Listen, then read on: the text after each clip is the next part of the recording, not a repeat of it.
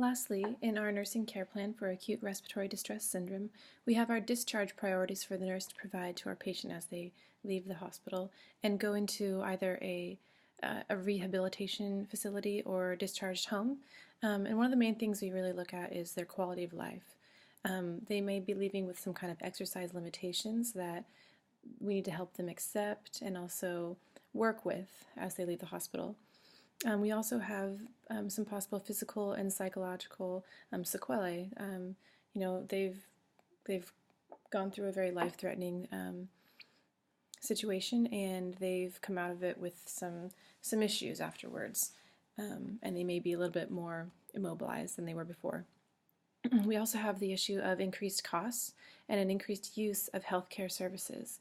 So we want to make sure that we can get them a case manager or someone who can help them navigate the process and the transition from hospital to home with their new health status and needs.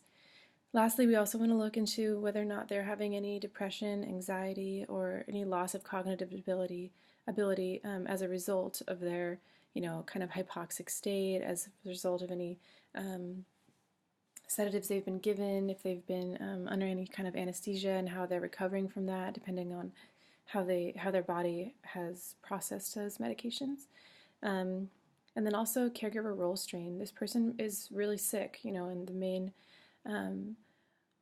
main fix that we have for Ards is to really treat the underlying disease process. So if their disease process was this bad to begin with, that they went into an acute respiratory distress and failure, then someone at home is going to be helping take care of this patient, and they may need some respite care and also maybe just some help at home.